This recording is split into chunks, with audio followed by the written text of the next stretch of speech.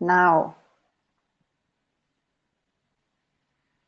Hello and welcome to my digital talk on the US election. This series of conversations on the presidential election in the United States is possible thanks to the support of the Austrian-American Partnership Fund, which promotes collaboration and exchange between Austrian and US non-governmental organizations, universities, and professional associations. I have a very special guest with me today, Albert Marko. Albert is a political economic consultant who services financial firms, governments, and US congressional members. Albert, welcome. And as you can guess, I have a lot of questions for you on the hottest topic right now, not only in the US politics, but in global affairs. Now, I would like to immediately ask you about your own estimations regarding the potential US presidential outcome. Who do you think is going to win the US presidential election? Well, the presidential election, in my estimation, is probably going to be tipped over to Donald Trump. That is really based on state-by-state calculations of voter registration, Trump's approval numbers within the Republican Party, and actually within independents. And, so the Europeans have to understand something, that we don't have a national popular vote. We have a state-by-state vote, which adds up to total over 270 electoral college votes. That determines our victor. So really, there's only about 5 states in question right now. And within those 5 states, the Republican Party has absolutely dominated registrations. They've actually expanded the registration rolls from 2016, which is unheard of. And only a few people have actually noted that. And a lot of these polls, for some reason, just don't understand it, or they just overlook it. So this is why under my estimation that Donald Trump will end up being the victor in 2020. Mm-hmm. Could you give us some insights as to how exactly this will turn out? If we look at the current polls, most of them are pointing to Joe Biden. It's a kind of a deja vu moment, right? Because we had this similar situation during the last U.S. presidential campaign. But you were, by the way, one of the few analysts who actually predicted correctly the outcome. So right now you are also in the minority, more or less. Yeah. Is it about the swing states? Which states will be decisive? And maybe to give us some more details. Well, so like I said, there's only a few states that you really need to look at, that being Florida, North Carolina, Pennsylvania, Michigan, Wisconsin, and Arizona. Now, when it comes to North Carolina and Florida, I don't see a path for Joe Biden to win here. The Republicans have outnumbered the Democrats concerning voter registration. So I just those 2 states are beyond help for Biden right now. When you look at Pennsylvania, that becomes a little bit more interesting because it's got interesting dynamics there. But again, the Republicans cut 160,000 votes away from the Democrats from the last election. So you have these things popping up in multiple states. But concerning the polling, now we have to understand that we have come out of unbelievable lockdowns. It's been an unbelievable situation for the entire world. There is no polling done in the United States aside from phones, right? Mm-hmm. That is statistically one of the highest margins of error you can possibly have. If you don't have a face-to-face balance, a counterbalance to what you're doing on the phone and online polls, you have absolutely no idea who is pressing the button, or if they're even being truthful, because you can sit there and look at somebody, and if he's got a Donald Trump hat, but he's telling you he's going to vote for Joe Biden, well, you're going to be a little bit skeptical of that data. And I hear a lot of in 2016, we heard a lot of the shy Trump voter, and that was absolutely the case. But in 2020, I don't like using the word shy because you can't be shy with a computer program. I mean, you're not talking to anybody.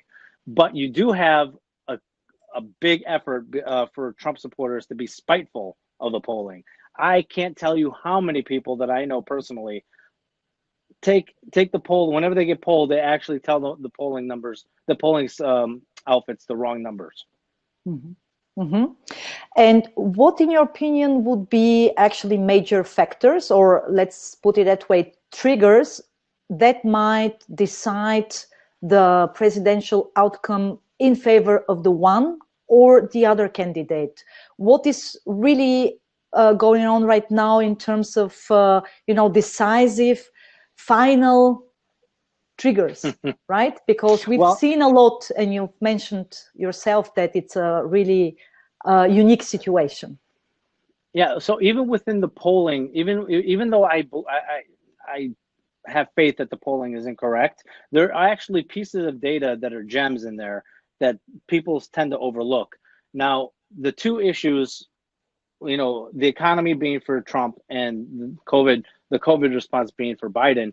Now, 56% of respondents favor Trump for the economy, and that is the number one issue, even no matter by leaps and bounds. So as long as people have the perception that they're in a better spot than they were 4 years ago, Donald Trump is going to run away with this election.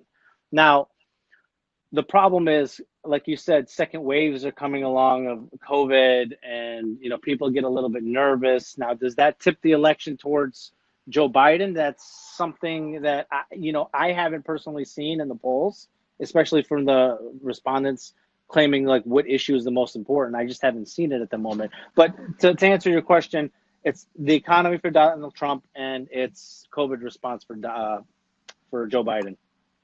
Mm-hmm. I see that there are also relevant questions coming from social media regarding this session of the discussion. For instance, there is a question: will the recent census decision affect the stimulus negotiations, which are taking place right now and are also, in my sense, very decisive in a way for the presidential outcome? So will they affect actually the stimulus negotiations, and will actually the stimulus negotiations affect the presidential outcome?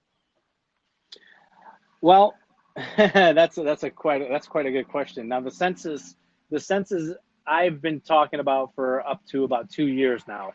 That is the biggest news story that nobody talks about.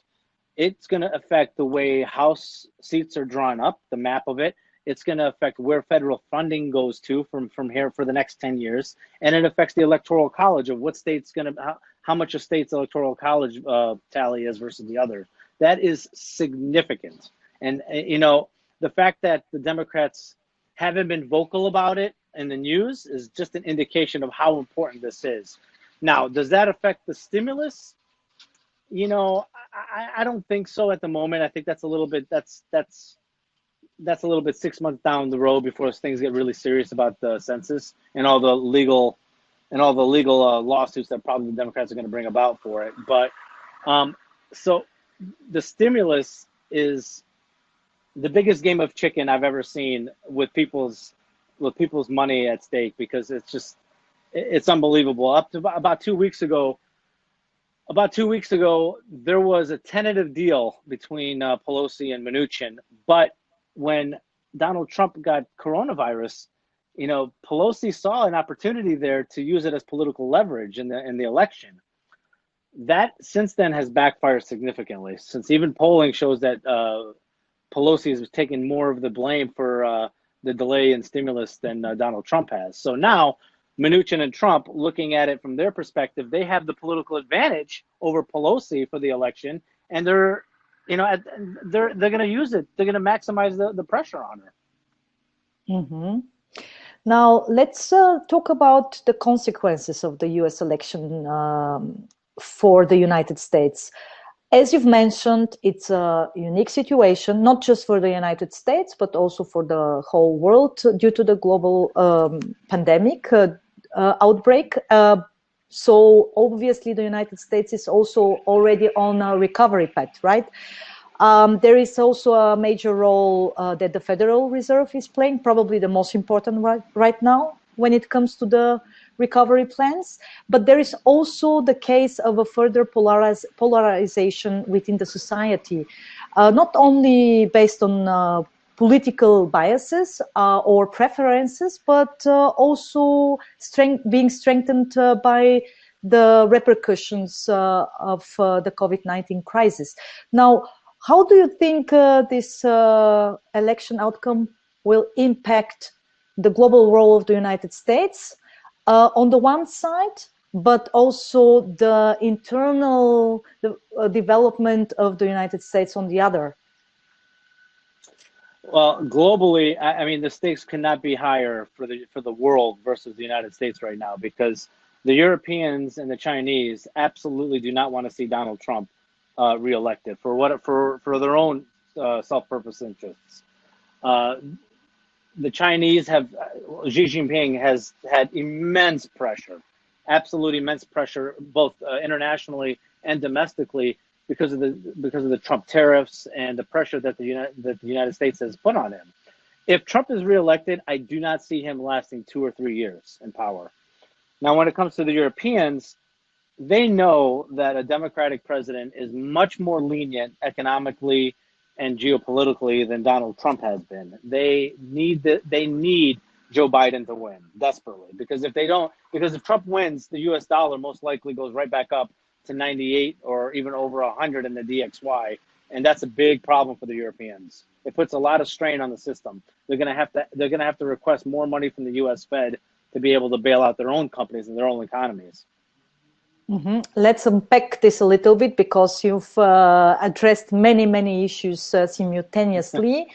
One of which is, of course, the major expectation on this side of the Atlantic when it comes to the potential outcome. And there is no secret that our political decision makers, our elites and stakeholders on the old continent are, of course, hoping for Biden's win, because this gives a certain expectation as to the direction of the transatlantic relationship.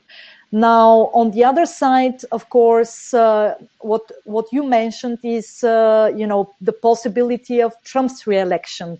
So whether we like it or not, we should actually face a reality in which Trump might be shaping the relationship of the transatlantic community, and specifically the relations with certain European countries during a second mandate. So I would like to unpack this a little bit. How do you see the direction of the transatlantic community under Trump's second mandate? What troubles me most is the expectation that the relations between Germany and United States under Trump's second mandate would further deteriorate. You mentioned some economic indicators, such as strengthening the US dollar, which would, of course, affect negatively the euro currency. And right now, we are in the middle of an institutional consolidation being initiated by the European institutions. So there is a lot of complexity going on that side of the Atlantic as regards the potential outcome. How do you see this? How do you assess these developments and this kind of complexity? Well, it's again, it's complex, but let's just eliminate the rest of the European Union right now and just focus on France and Germany, because realistically, that's the leaders of the European Union. The Germans are desperate. They've miscalculated significantly since 2008 of how to address the United States. Relations started to sour, believe it or not, in 2008 with Barack Obama, and ever since then, the Germans have shifted towards the Russians and even the Chinese, because the Germans need the Chinese market for their exports. Unfortunately, the Chinese are going to be Chinese, and they're just, all they've been doing is copying German technology and sending it out to the emerging markets, cutting off the German exports in that area. For my analysis, there needs to be a come to Jesus moment for the Germans at this point, because they cannot rely on the French. They cannot rely on the French to have some kind of unified front against Donald Trump, because Macron is going to be French, and he's going to absolutely start cutting deals with Donald Trump right after a re-election. And if Donald Trump is re-elected, he's going to go for French interests. He's going to put the Germans on the side. And then what do the Germans do at this point? I mean, they're facing 30-some% of their internal manufacturing sector are zombie companies using the short work program to even stay alive. That's not how you do business. You need to start addressing the relationship with the United States, and start working a little bit closer with the United States, because at the end of the day, the United States is the biggest economy in the world, and a lot of your luxury products come through the U.S. market. Do you think that based on this geoeconomic analysis that you've just made, there will be a kind of a divide and rule approach by the United States as regards the European allies and partners, basically picking what we've observed with the first mandate, namely this bilateral track of relations, where Trump picked those loyal and trustworthy partners and deepened the relations with them in various fields. But then again, he antagonized other European powers based on conflictual geoeconomic interests, like you've outlined in the case with Germany. That's exactly how politics works, and it's an old school method of dealing with political economics. Is you work with your interests first. I mean, what is the European Union? It's a trade bloc, but I mean, realistically, German industrial sector doesn't really care about the French industrial sector, and those people are voting in their leaders, so they have their own interests in mind. So of course, the United States is going to deal with French in a different manner than they are with the Germans. They're not going to cut one unified deal with the European Union. It doesn't work that way, and that's one of the reasons that actually the UK failed initially to get Brexit done, is because they kept on dealing with the whole of the European Union rather than going to the capitals individually and addressing the situation there. Well, of course, most of the European member states are small in their size or scale of influence, which is why the trade bloc, which is actually not just common market, meanwhile it's economic and trade bloc with significant geoeconomic influence in the global affairs, is given that kind of competences and power to lead this kind of negotiations.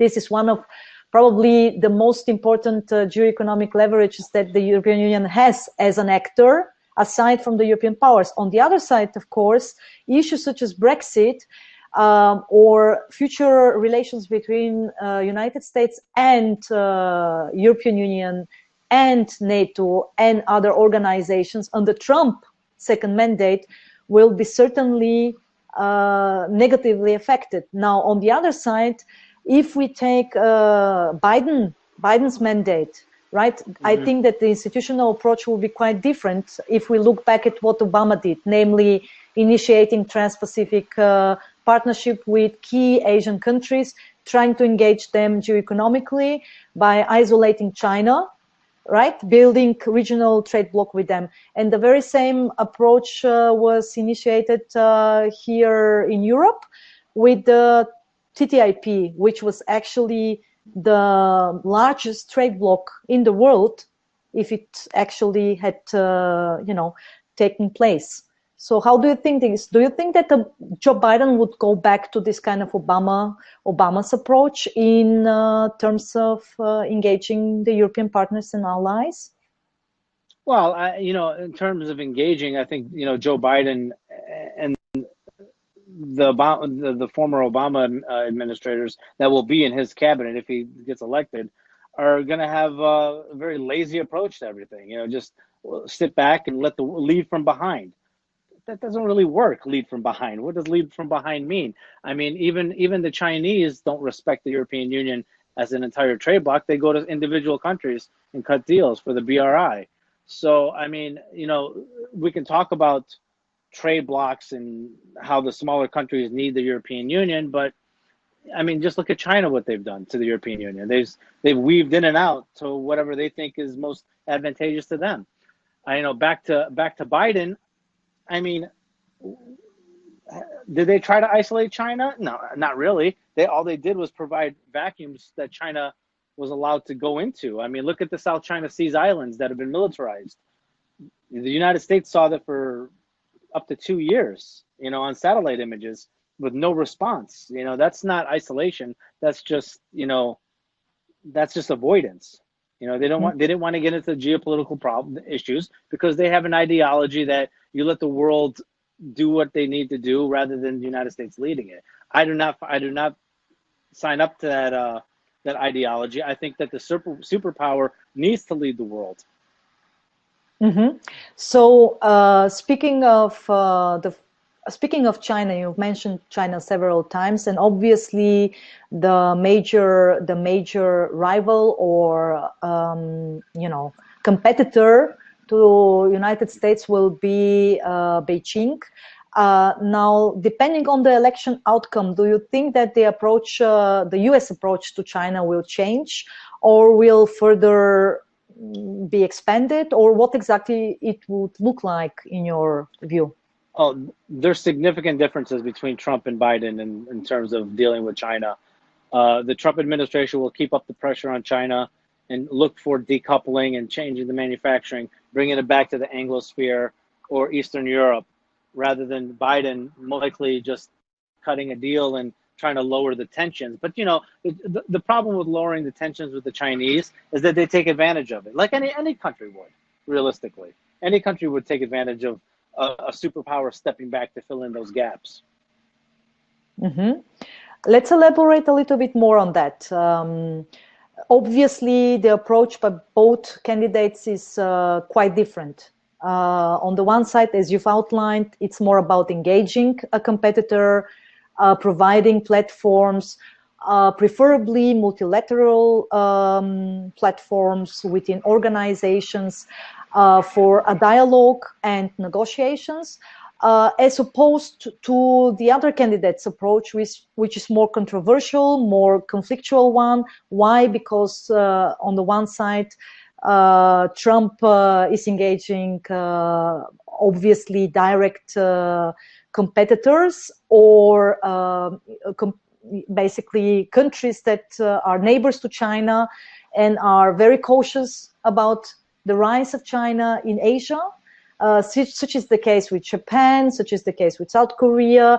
Now, you've mentioned also there is a sort of a reconfiguration of supply chains taking place, particularly in Asia. We are observing already the processes due to the COVID-19 outbreak, which means that countries such as Australia, but also India are coming together and are trying to make sense of all these processes, but also trying to engage in new kind of partnerships, right? Where they discuss not just trade and economic issues, but they discuss the security, they discuss defense, they discuss also potential future cooperations in very sensitive areas such as cyber, hybrid, space exploration, and so on and so forth.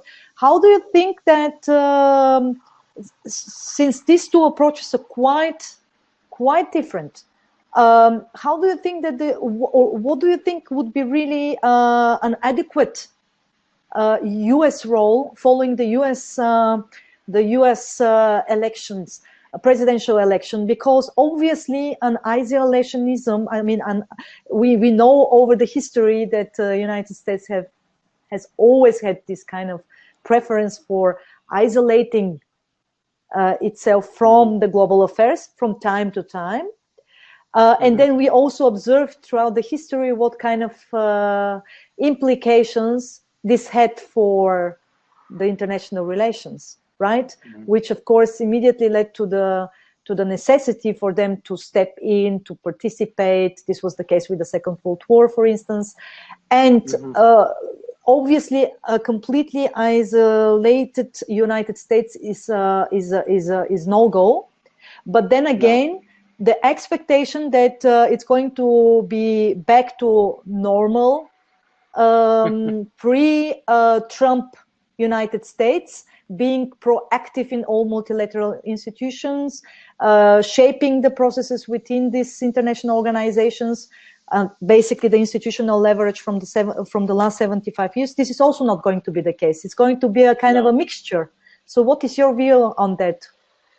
Well, it's exactly right. It should be a mixture, and it needs to be a mixture. And the United States needs to lead a competitive group or a trade deal to China's BRI. That's the biggest problem. Is China's Belt and Road Initiative is the biggest problem that the United States and the Europeans are facing.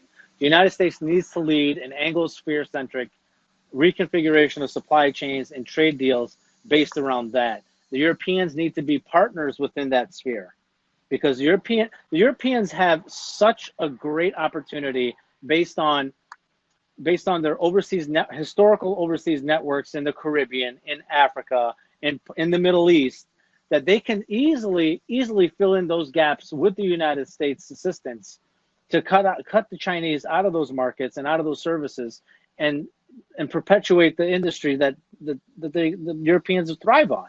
I mean, the United States, our manufacturing industry, I know Trump is going to say it's all coming back, but that takes years for manufacturing to come back. And realistically, the cost of living in the United States is way higher. The products that will be produced here will be way higher. So we need partners like India. We need partners like the Europeans and the Australians to step in and fit into that Anglospheric pro-US dollar role. Mm-hmm.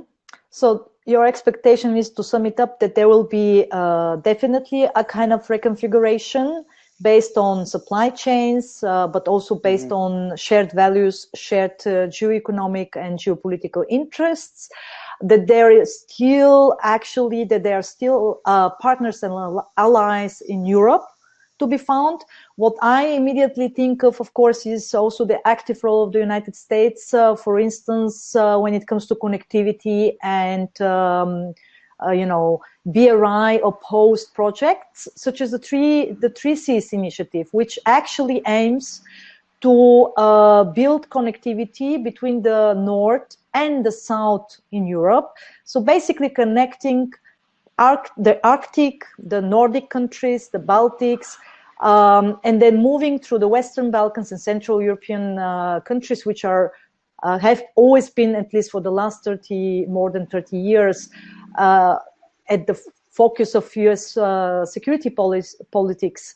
So basically moving to the south, to the Mediterranean Sea, and then connecting this with North African countries, which also will witness kind of rise, at least in terms of connectivity, transport, trade, but also, unfortunately, as we've observed during the last months, rise of military tensions and conflicts.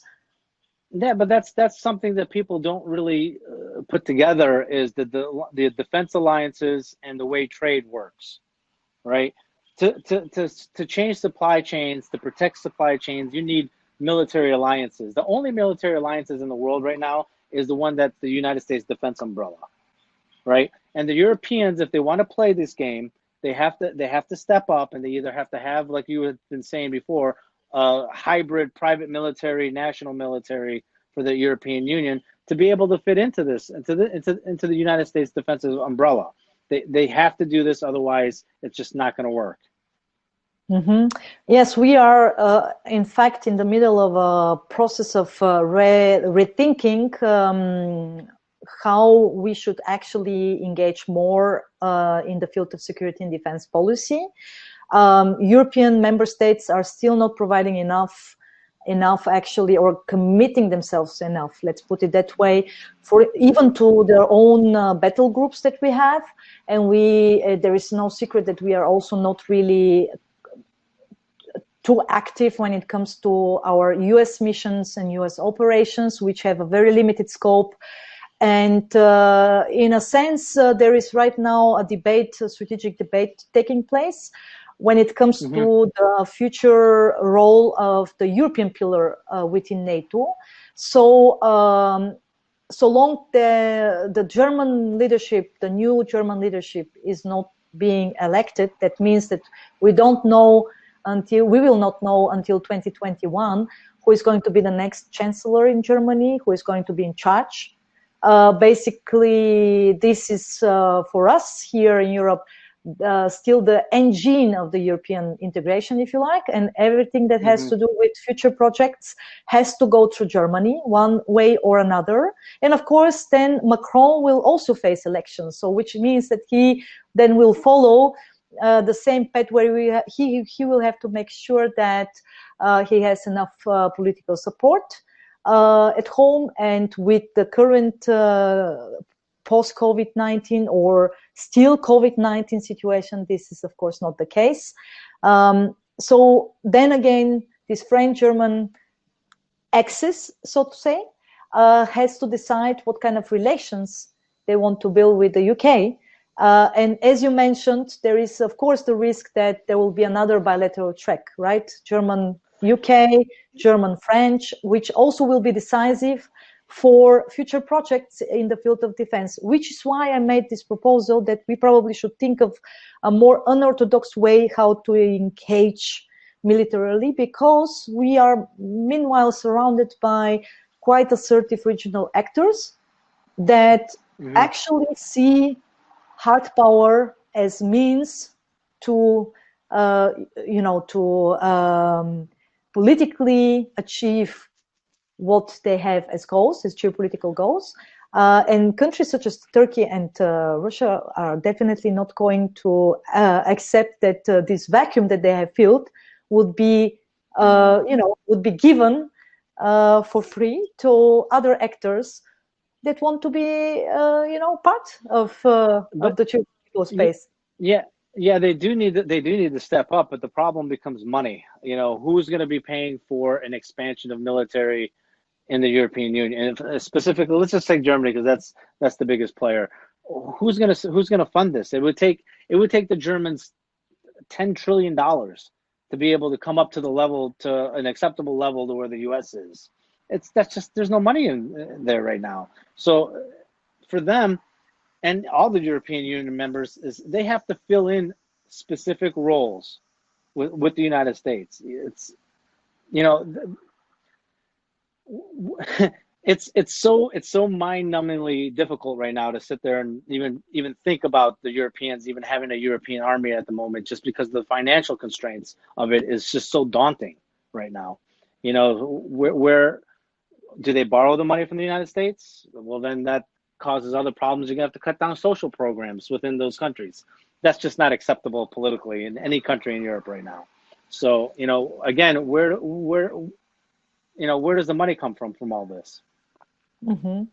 Well, it's definitely the case that the defense sector will be probably one of the victims of the COVID-19 crisis. As you mentioned, the whole focus will be put on socioeconomic programs and speedy recovery of Europe. The same applies to the United States, of course.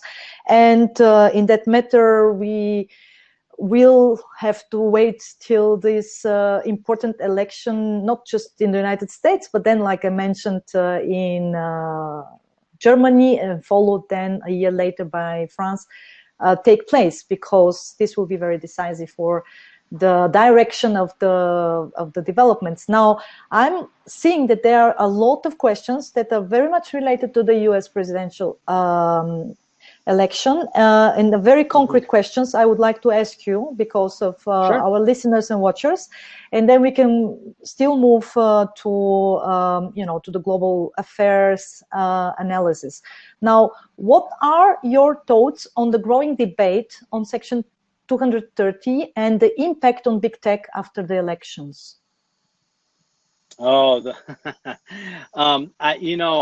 it's going to really, that's Section 230 specifically is, from what I believe, the national defense section where Donald Trump has unilaterally used that for trade implications. That's that's such an egregious abuse of powers, and I don't expect that to continue on after the election. I think that Congress will end up reining that back a little bit because, it's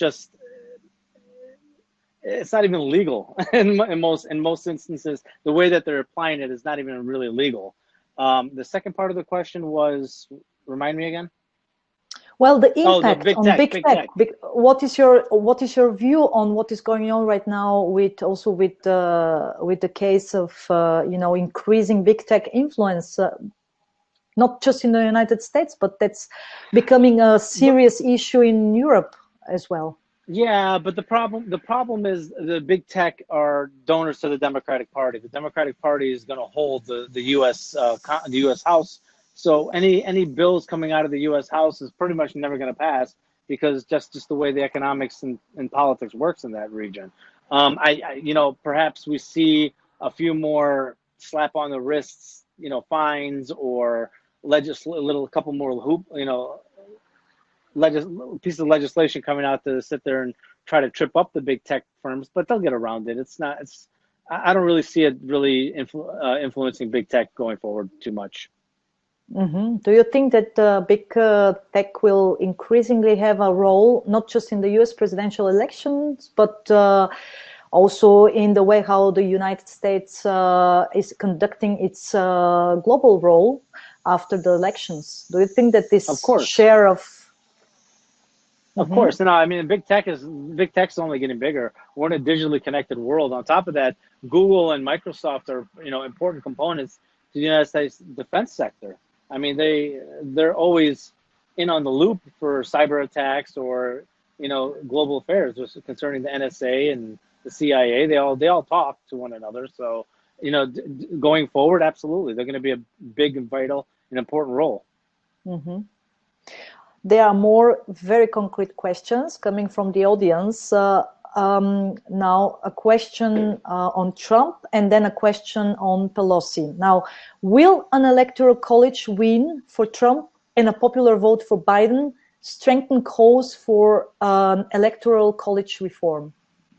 What's your No, view? No? absolutely not. For an electoral college reform, three-fourths of states would have to get together and decide to kill it. The problem is no state, except for maybe California and New York, is willing to do that because it would take their powers away. That's the Mm-hmm. simple answer, right direct to the point. It's just not going to happen. Okay. You've also covered extensively the stimulus package negotiations. Now, there is a Hmm. question for you. Will Pelosi's stance on the stimulus package damage her party and her candidate, or will it be actually a bonus for Joe Biden?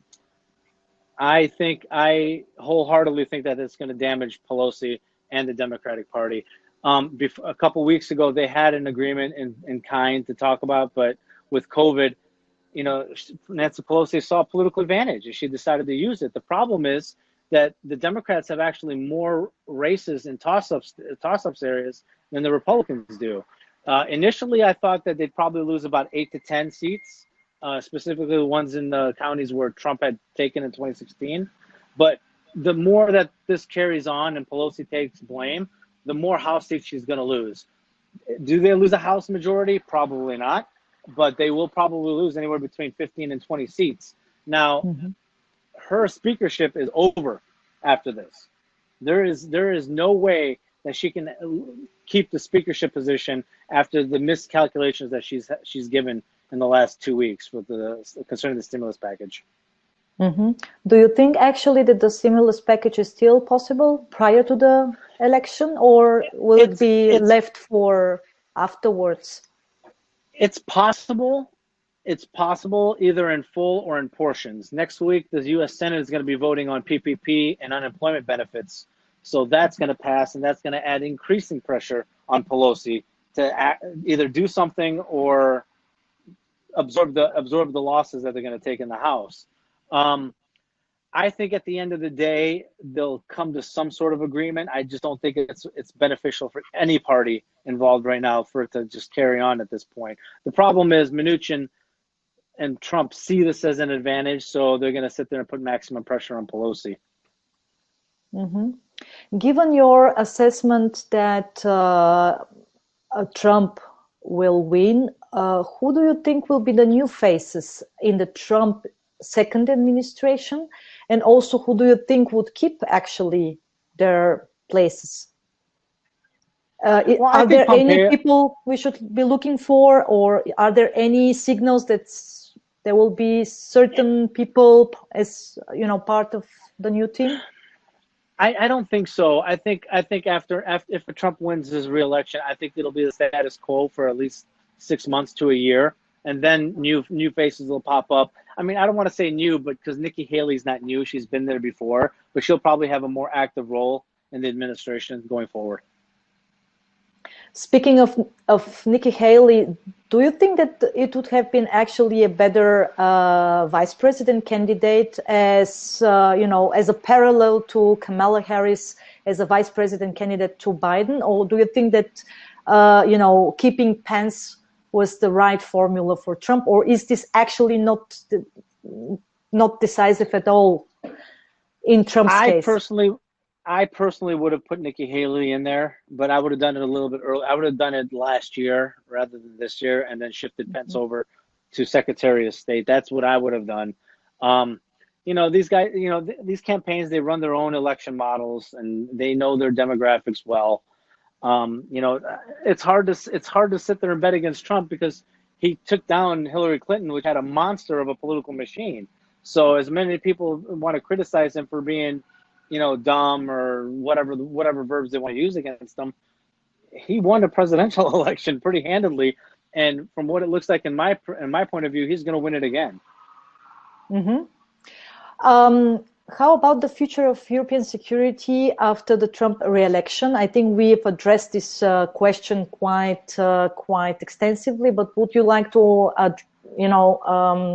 add something? Particularly, what troubles me most is the potential crisis within NATO, because we have one very strong bloc of European NATO members that are quite loyal to US security interests, but that also see the United States as this guarantor of their security and not particularly European institutions. But then again, on the other side, there is also these efforts on the side of other European member states to emancipate from the United States in the field of security and defense, to strengthen security and defense the European way, right? So sure, that's understandable. That's understandable, Velina. But these things work incrementally. You cannot just say let's cut the United States out and do our own thing, because there's no money and there's no time involved for that. For European security, they really need to look at the NORDEFCO model that the Norwegians, the UK, and the United States lead, and they need to apply that to the southern tier, with Spain, Italy, and Greece and France leading that charge down in the southern tier. I mean, that would solve a lot of problems concerning Turkey, Libya, safeguarding Morocco, because Morocco is, even your members of your institute have written about extensively. Morocco is one of those countries that nobody's talking about, but everybody should be looking at. Yes, I will be having a digital conversation with Michael Tanchum on these particular issues. Mm-hmm. Thank you for pointing this out. There is another question related to Germany. Obviously, Germany will be, at least, like I said, for this side of the Atlantic, really decisive for the future of the transatlantic relations, but also for the future relations with the United States. So here is a question: will Germany not instead have a come to Jesus moment by increasing military spending instead of reapproaching the United States after the Trump election? What do you think about that? Well, those two go hand in hand, because if they're gonna sit there and increase their military spending, they need to sit there and do it in a manner where it's most effective. That would be missions within Africa, so they can sit there, so they can push out their products and services to that emerging market. But to do that, you need to piggyback off a bigger power. France is not that big compared to the United States, but they have to sit there and deal with the United States. So it would be in Germany's best interest to reapproach the United States, work on their military. incrementally. I'm not talking about becoming a war, having a war chest and militarizing the entire German, the German people.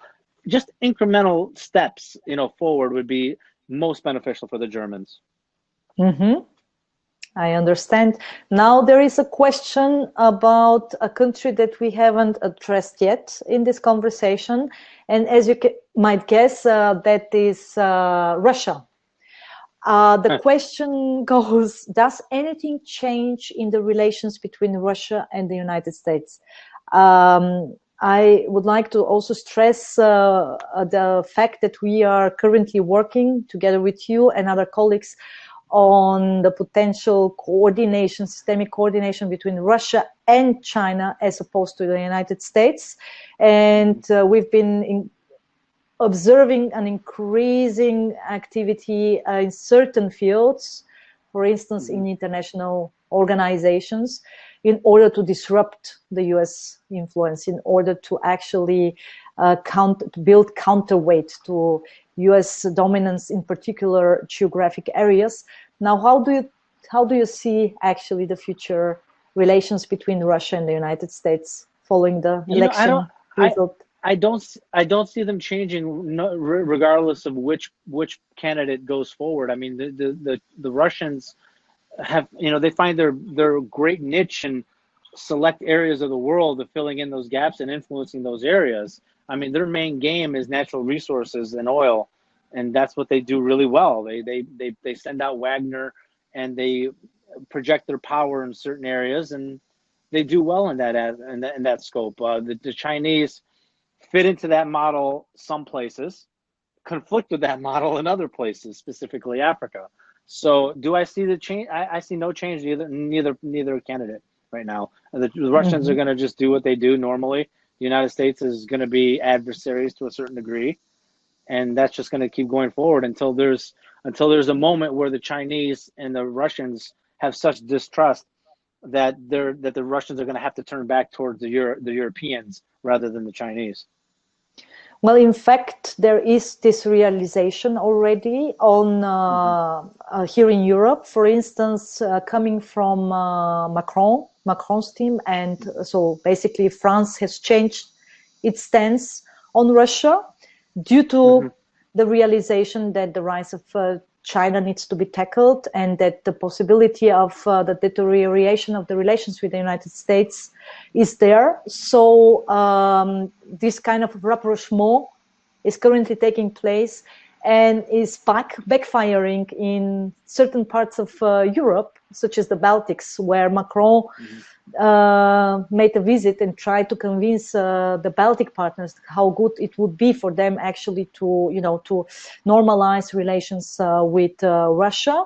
But the narrative is quite similar, namely that it's not just solely about the Europe-Russia relations, it's more about the future Europe-China relations, and that Russia should be that kind of disruptive power that none of the competitors wants to see in the other bloc, basically in the rivals bloc. Yeah, of course. I mean, the French have a leading role in this. The Russians and the Russians and the French they eye each other up in West Africa as not so needing each other, but at least being friendly neighbors in West Africa. And they can see that in the future that they could work together, in a trade bloc, specifically in West Africa. And, Macron is doing the right thing. He's approaching Russia and trying to bring them back into the fold. The Baltics are going to be, obviously, for historical reasons, really apprehensive of dealing with the Russians. But,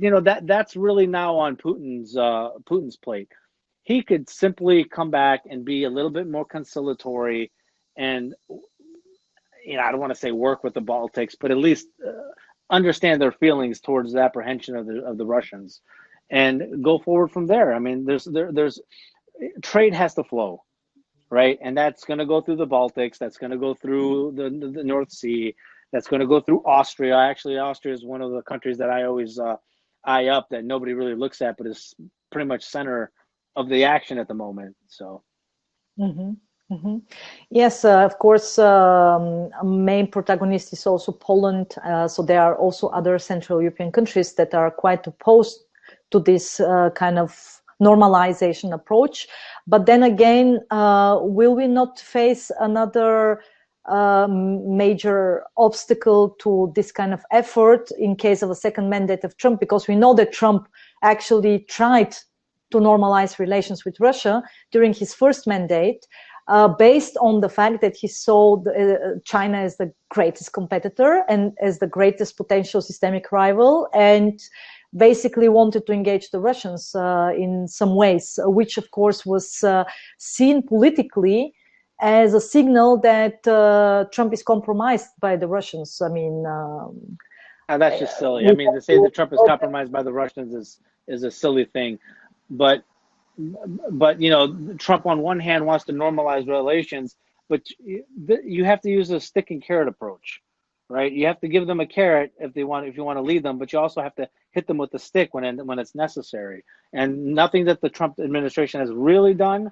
except for pieces of Syria, has actually pressured the Russians, neither in Africa nor in South America. And you need to do that to be able to bring the Russians to the table. Otherwise, what reason do they have to play ball when there's no repercussions, there's no consequences for them acting up across the world? Mm-hmm. In fact, they actually managed to expand their positions in various conflicts and in various geographic areas, from Libya and Eastern Mediterranean Sea, Middle East, Eastern Europe. Now we see also with the conflict in Nagorno-Karabakh that actually they were the main protagonist for the negotiations. I mean, these negotiations on the first ceasefire between Armenia and Azerbaijan actually was possible due to the intervention of Moscow, and it lasted, I think, 11 hours till they actually came up with the ceasefire agreement. Speaking of Russia, we have another regional very assertive actor, which is Turkey, which on the other side is very important geopolitical actor for the United States. What do you expect in terms of the US-Turkey relations following the outcome? Do you think that the relations will deteriorate or will further get normalized? They couldn't have gotten worse. They couldn't have gotten worse, Velina. I mean, during the Obama administration, because they left vacuums in the Middle East, Turkey needed to find partners. They turned towards Moscow and they turned towards Iran. They've worked in coordination with each other into Africa, multiple areas in Africa, in the Horn of Africa, Libya, West Africa, using Turkey's Ottoman communities for centuries. The problem now is Turkey and Russia have somewhat broken apart, and they don't see eye to eye in certain interests, specifically in Libya, and that boiled over to what you see in the conflict of Armenia and Azerbaijan, and that's just, I mean, that's been a known proxy problem between those two for years. And actually, I believe 2 years ago, I said, as the Turkish and Russian relationship sours, these proxy conflicts will ramp up, just because it's easy for them. It costs no money for them, and it's easy for them to project power and cause trouble for one another. But going forward, I think the Turks will actually, the United States and Turkey will have to come to some sort of, friendly agreement to stabilize the Turkish economy and be able to use the air bases for future use in the Middle East again. There are so many questions, Albert. I will try to really ask all of them, and there are new questions coming. Now, there is a question on India. Do you think that the narrative will change or will get better chances under a Republican president, or will a Democratic president actually contribute to better relations with India? What will be the case with India? That's, India is one of those, India is a very, very important component of going forward geopolitically and geoeconomically. So under Trump, I believe would be the best scenario for the Indians. The Trump administration has given the Indians carte blanche to do whatever they need to do in the region. They've supported them financially. They've helped them out with the Chinese. They haven't really stepped on Russia's toes in that region, because India for a long time has used brushed as a counterbalance to the Chinese, and the United States understands that, and they haven't really damaged that relationship. Under a Biden campaign, I don't know, because there was such animosity between the Obama administration and India that it's really an unknown factor of what would happen with the Indians. I don't think it would be very positive because of the reapproachment that the Biden administration would want with the Chinese. Mm-hmm. Once again, a question on China. Do you see China's GDP matching and surpassing the American GDP? And if yes, how will this affect its geopolitical position vis-a-vis the United States? No, I don't see it matching or even surpassing it, simply for the fact that their debt to GDP is astronomical. I mean, they can whatever they put on paper for their GDP, just divide it by 10, because that's what the true GDP is.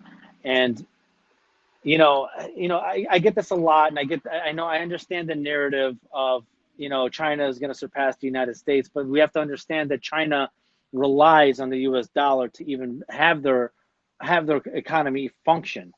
They use U.S. dollars under the covers to expand the renminbi, not only to their domestic population, but also to their Belt and Road Initiative. So the answer would be no, not in the near term. It would take a lot of U.S. fall from grace and a rise from China, not just economically but also geopolitically.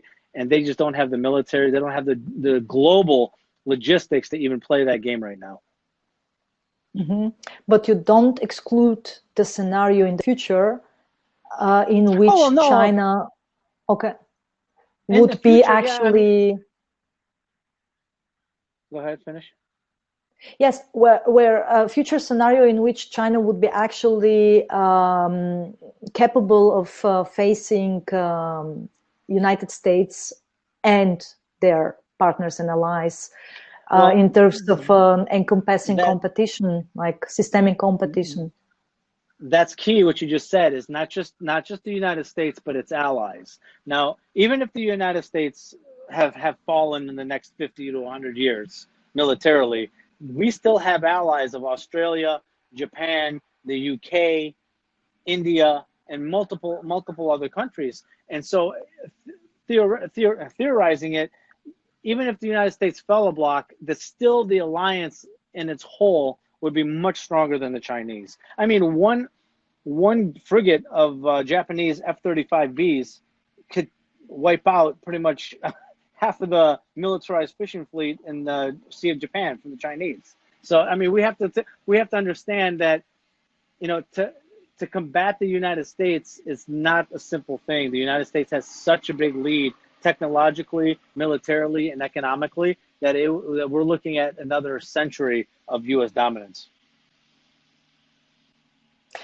So let me sum this up, because it's an important segment of the conversation. It is more, this systemic competition is not so much about offensive confrontation, right? Involving military power, so hard power, but it's more about a defensive-like competition encompassing various fields, not just trade and not just diplomatic measures, but also influencing international and regional organizations, building up solid partnerships or allies, or probably dependencies. China is also trying to involve other state actors and institutions in it. So it's about the comprehensive, more like defensive like competition, right? Yeah, it's all connected. You understand this as a complexity person. It's all connected. If you have the United States, the United States is the only superpower right now that can go globally and work globally and adjust trade deals, change governments if they have to. And the Chinese just can't. They can only work within their own little within their region right there on their borders. And even on their borders, what can they really project power? I mean, I think one of the countries in Africa, I think it was called, I forgot what it's called. I don't know if it was Sudan or Somaliland or Swaziland, one of the African countries. The prime minister told the ambassador to China to go to hell. And what are you going to do about it? Are you going to bring your Chinese military all the way to Africa? No, because you have no power. And this is the reason why I dismiss when people say that the Chinese are going to overtake the United States, because you need to do this not just specifically on a defensive measure, but an offensive measure going forward. Mm-hmm. There is a question, by the way, on Taiwan.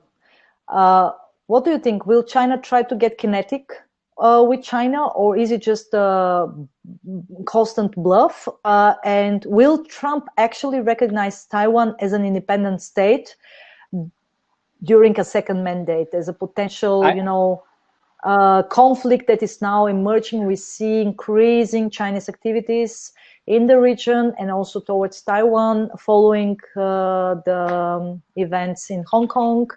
So what is your take? There's no comparison between Hong Kong and Taiwan. Taiwan has a professional functioning military with U.S. equipment. For the Chinese to be adventurous and try to take Taiwan, the risk versus reward calculations just isn't there, Velina. So you have to understand that the Chinese have this perception of power. They're the big dog in the region, and that's what they want to portray. For them to attack Taiwan kinetically, and perhaps they'll win, right? But it would be severe losses, and that would really give the Chinese a black eye, and it would expose weaknesses. So on that basis, I do not think that the Chinese are even going to attempt to take Taiwan. On top of that, a lot of the elite families in China that support Xi, and some that don't support Xi, have money wrapped up in Taiwan, and factories and industries there. So you can't for them to attack Taiwan and cut off those people's wealth is it's not a really functional solution for them. Mm-hmm. And then there is one thing. What? Oh yeah, about Trump for Taiwan independence. I don't think that's a red line that I don't think the United States is going to cross anytime soon. But do you expect that the tensions will rise in terms of Chinese actions and pressure? So basically the whole portfolio, so to say, what is actually... Yeah, of course. The Chinese are notorious for, puffing their chest up and causing tensions and trying to solve those tensions a little later. They did that with the Indians. They started a skirmish with the Indians over the Himalayan watershed. So, and I expect them to continue on with Taiwan until the situation settles down economically for them. Mm-hmm. Okay.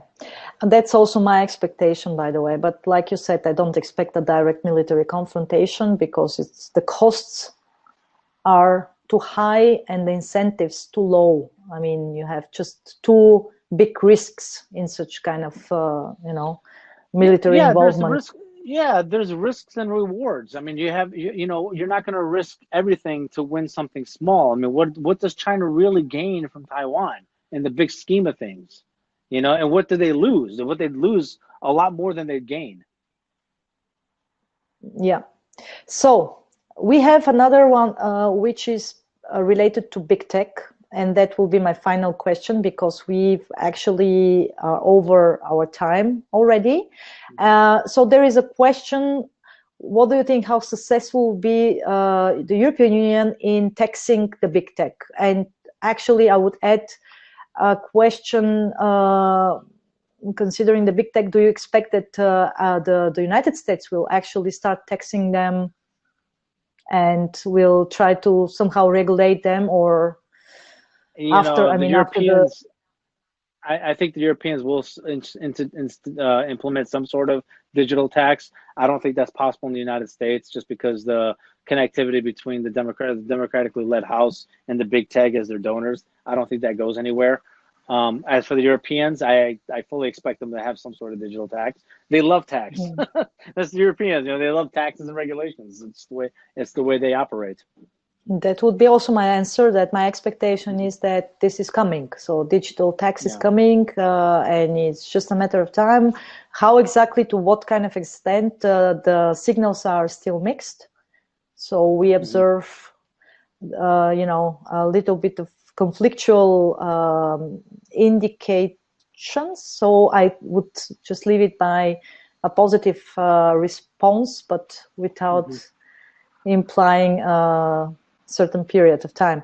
Now, Albert, we did it. We managed to cover all the questions, and I think we extensively covered the topic of the U.S. election, but also the topics that surround actually the debate about the U.S. election outcome. So I'm really very grateful that you found time, you took the time to participate in my digital talk series on the US election, and that you gave extensively answers to all the questions coming from the audience. Stay safe and sound in the United States. I see that the weather is really nice there, and it's nice. and it's always a big pleasure to have you in my digital conversations, because you are always so straightforward. That's good. Thank you. Appreciate it, Velina. Thank you for your time. Thank you, Albert. Bye.